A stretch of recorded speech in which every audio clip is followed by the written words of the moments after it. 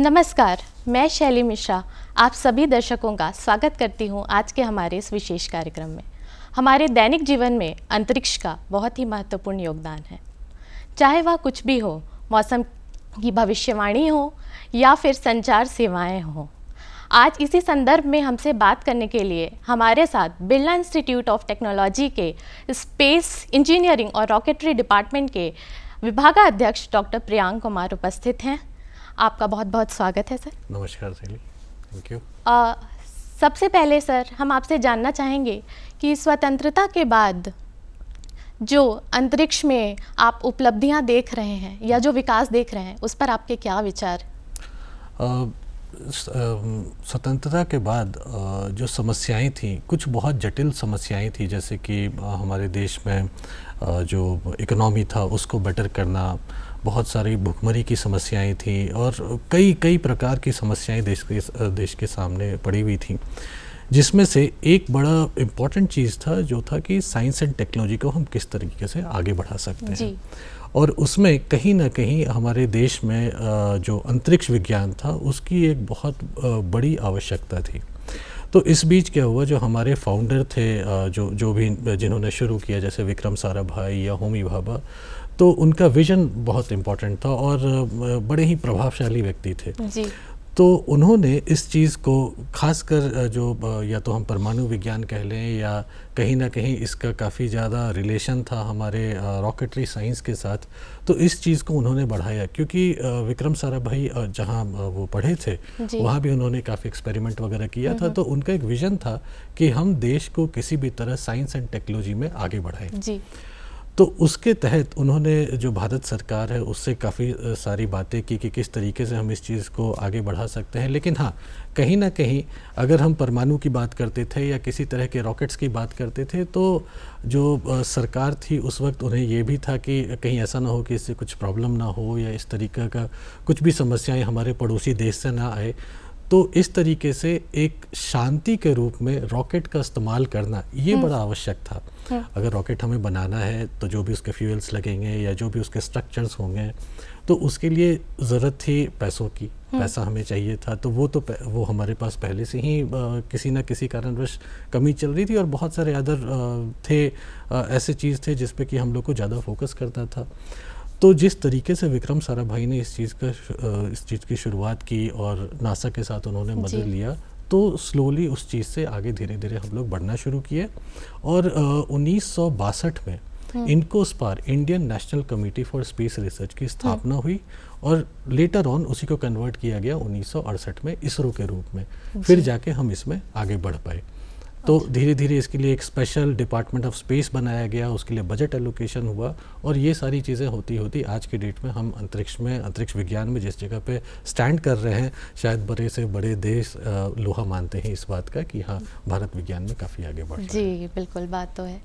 Sir इसके साथ हम जानना चाहेंगे कि जैसे मंगलयान और चंद्रयान जैसे जो मिशन हैं, उसके बाद, उनकी सफलता के बाद जो हमारी तकनीकी क्षमता है उसमें कितनी बढ़ोतरी हुई है? देखिए, अगर हम मंगलयान और चंद्रयान की बात करते हैं तो ये तो अपने आप में एक ऐसी क्षमता है जो कि शायद काफ़ी सारे विकासशील देशों में या काफ़ी विकसित देशों में भी इस तरीके से नहीं उस चीज़ को किया गया है। और हमारी जो मंगलयान की खासियत थी या चंद्रयान की जो खासियत थी, हमारे पास यूएस के इतना पैसा नहीं है कि हम उस चीज़ को मतलब बहुत ज़्यादा रूप में उसको आगे बढ़ा पाएँ, या उतना पैसा नहीं हम लगा सकते हैं। लिमिटेड देश के पास भी लिमिटेड फंड्स है, बहुत सारी चीज़ों में हम उस चीज़ को कर सकते हैं। तो भारत जो है economical rocket, so called economical rocket, उसमें कैसे आगे बढ़ सकते हैं, उससे हम कैसे अपने विजन को टच कर सकते हैं, उस चीज़ में आगे बढ़ा। तो अगर हम चंद्रयान या मंगलयान इस मिशन की बात करते हैं तो इट इज़ नेचुरल कि देश जो है वो काफ़ी आगे बढ़ रहा है और हमारे जो PSLV GSLV रॉकेट हैं उसी से इस चीज़ को अचीव किया गया। तो ये वाकई हमारे देश के लिए बड़ी गर्व की बात है। जी जी जी।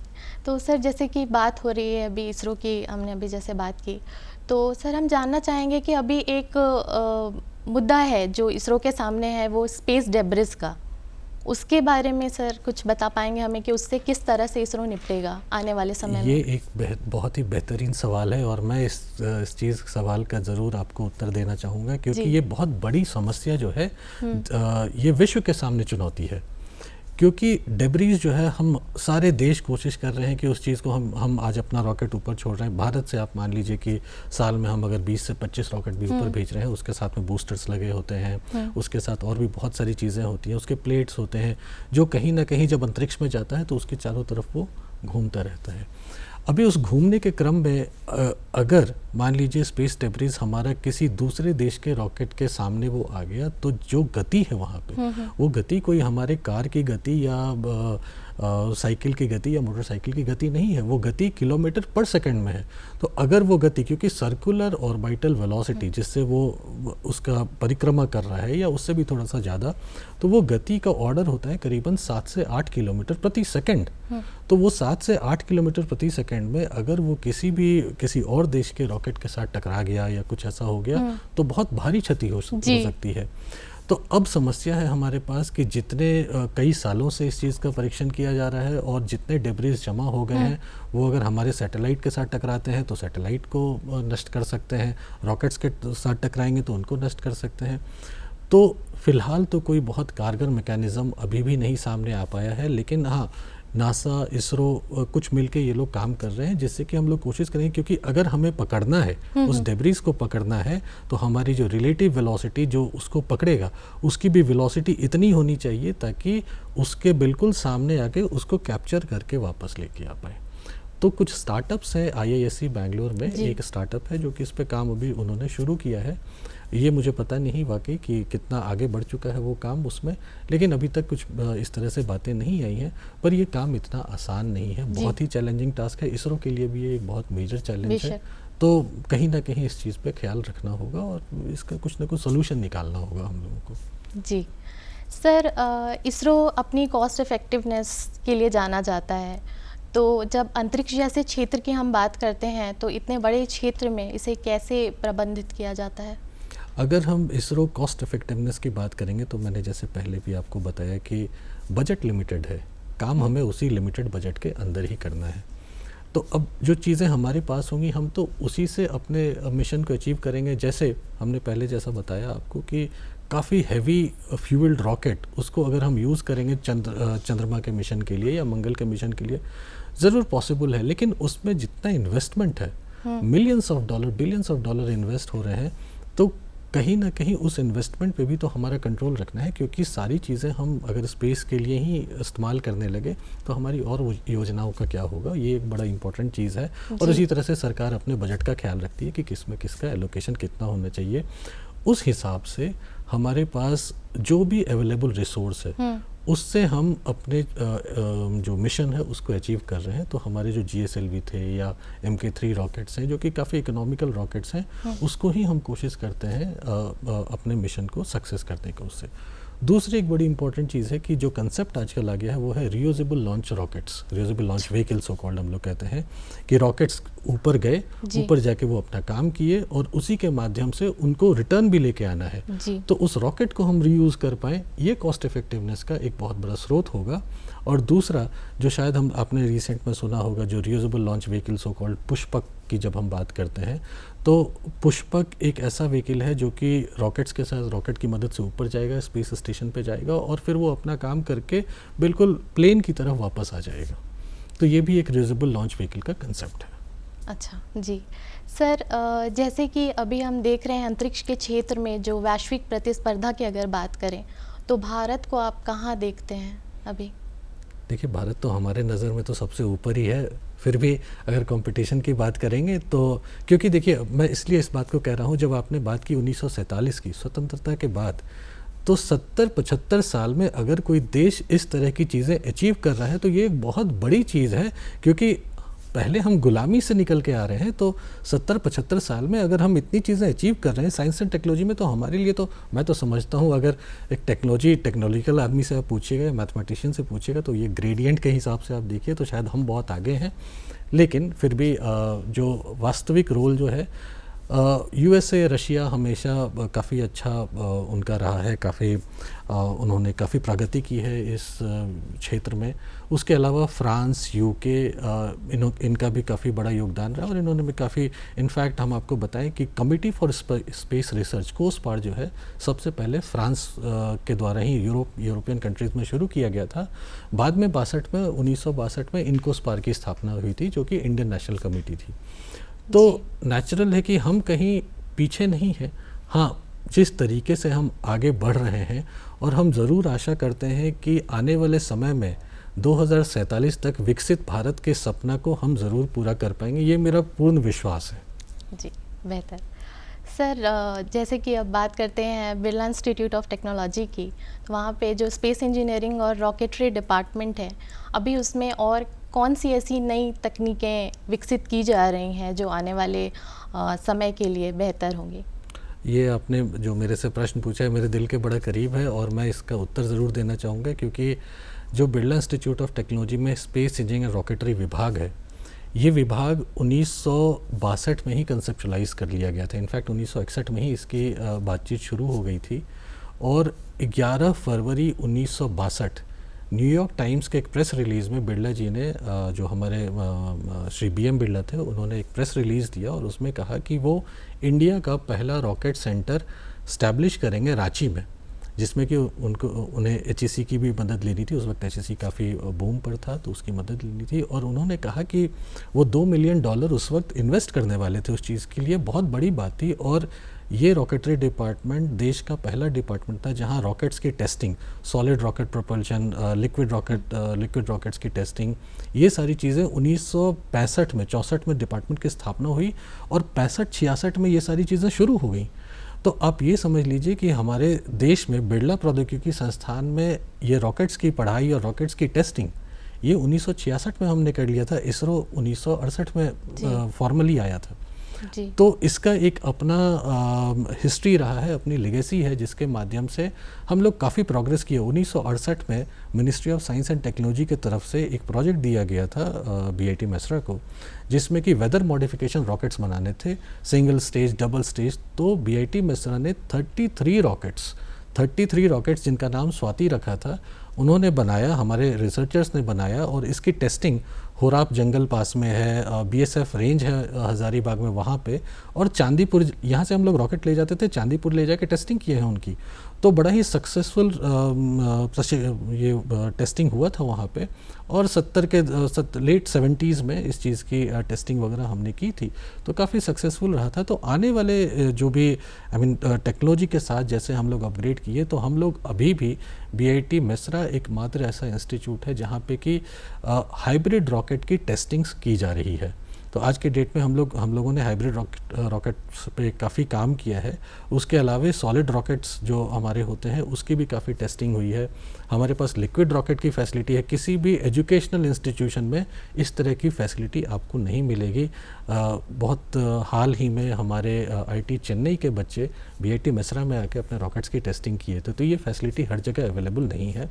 इसके अलावा जो एरोडायनेमिक की स्टडी होती है, हमारे पास सबसोनिक, जिसमें कि बहुत कम स्पीड, सुपरसोनिक, जिसमें कि साउंड की स्पीड से ज़्यादा उसकी स्टडी कर सकते हैं, और हाइपरसोनिक स्पीड यानी कि हमारे पास मैक 5 से ज़्यादा की भी स्टडी हो सकती है।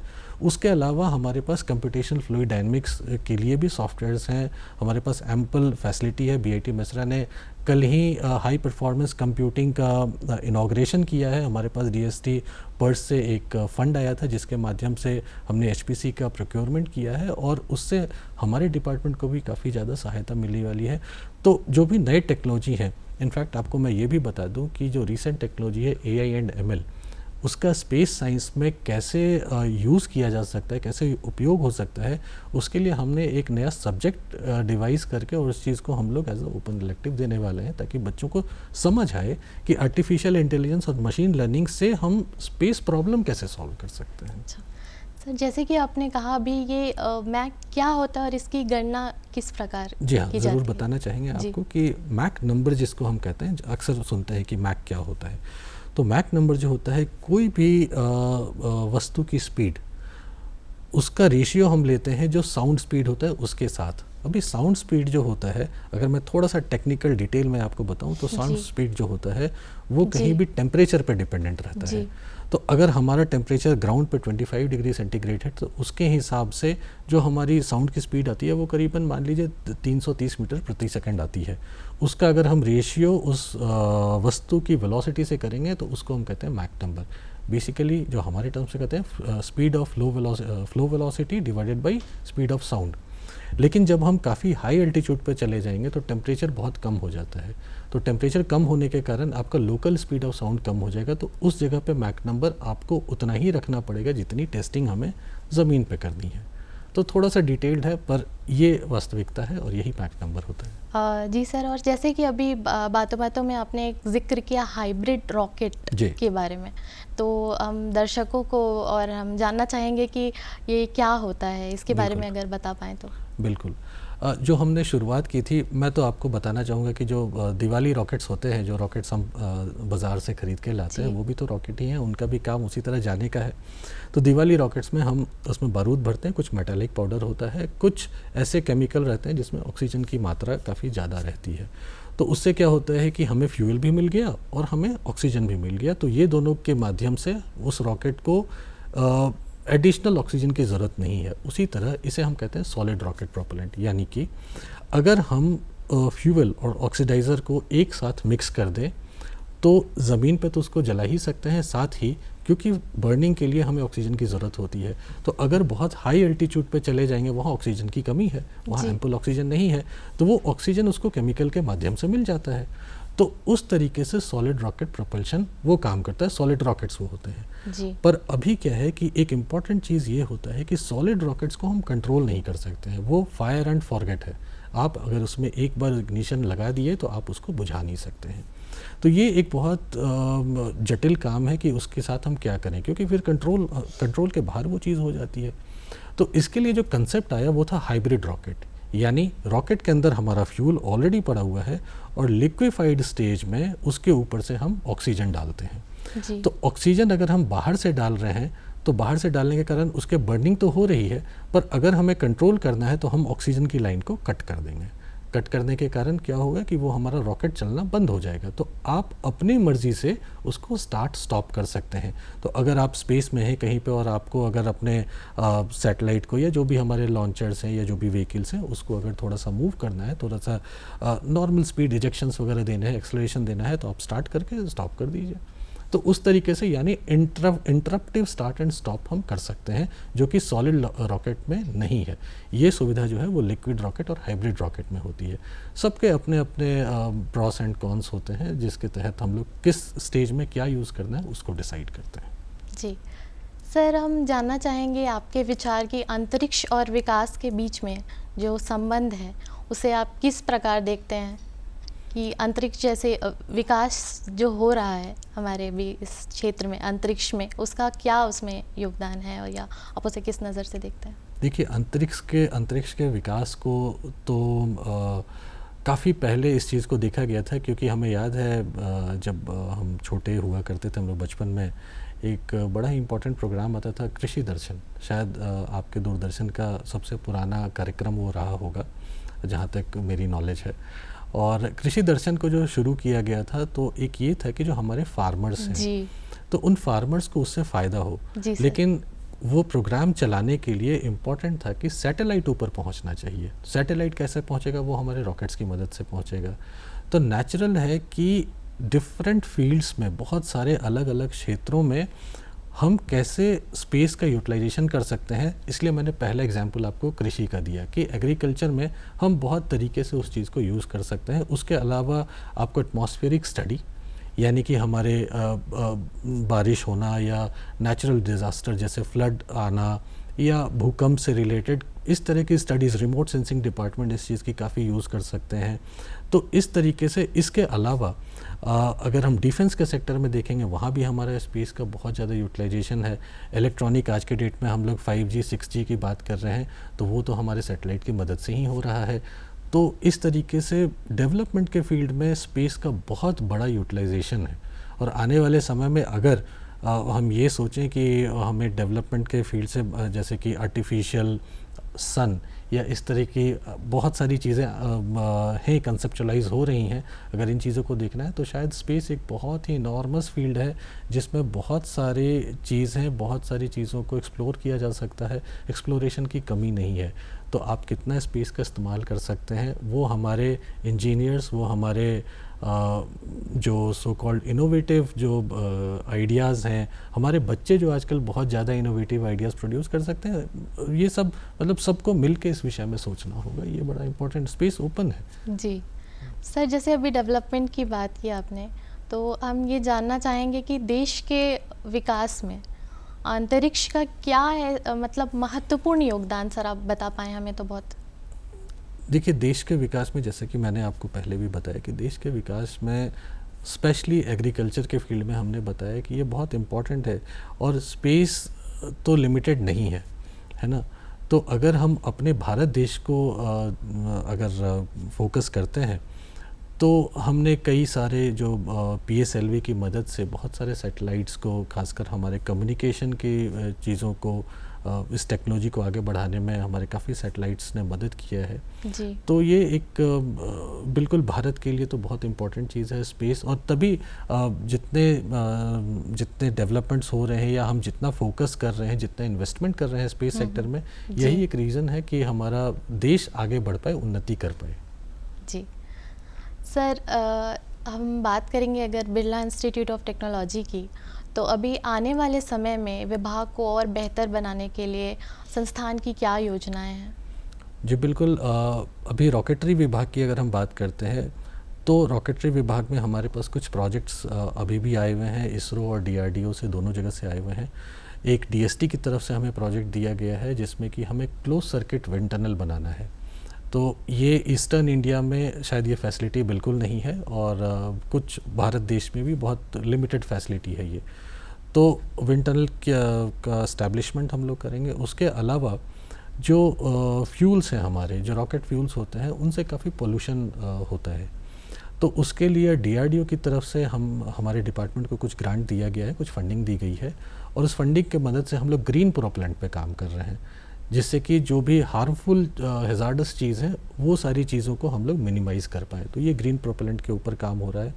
दूसरा जो एक DRDO की तरफ से हमें प्रोजेक्ट दिया गया है, उसमें जो मिसाइल्स हैं उनके टारगेट को हम कैसे और बेहतर कर सकते हैं और प्लस उसमें AI/ML एप्लीकेशंस हम लोग कैसे कर सकते हैं, इससे भी रिलेटेड एक प्रोजेक्ट हमें DRDO के द्वारा दिया गया है।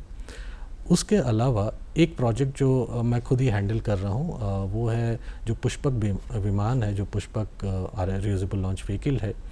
तो पुष्पक का जब लैंडिंग गियर, उसका लैंडिंग गियर का क्या इफ़ेक्ट आता है उसके overall aerodynamic structure, aerodynamic characteristic पे, उस चीज़ का प्रोजेक्ट अभी हमारे पास है।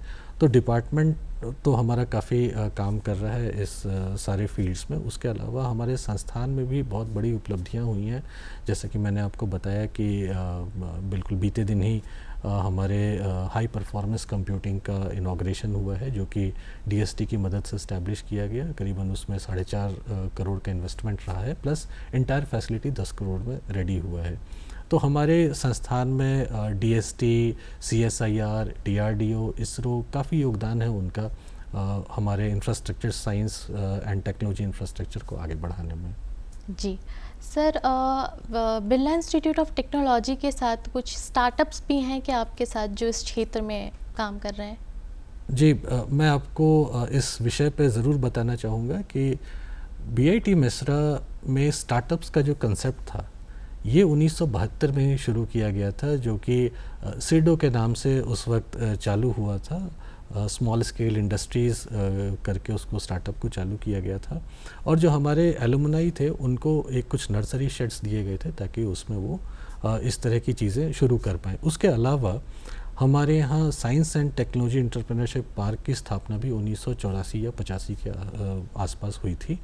तो स्टार्टअप्स में हम लोग काफ़ी पहले से इस चीज़ पर हम लोग काफ़ी काम किए हैं। उसके अलावा रिसेंट में कुछ बच्चे ऐसे हैं जिन्होंने अपना स्टार्टअप किया है, कुछ सॉफ्टवेयर्स में काफ़ी अच्छे कर रहे हैं, कुछ हमारे जो बच्चे हैं वो एरोस्पेस में अपने स्टार्टअप्स की कोशिश कर रहे हैं, और हो ना हो वो वाकई सामने आएगा और अच्छा रहेगा।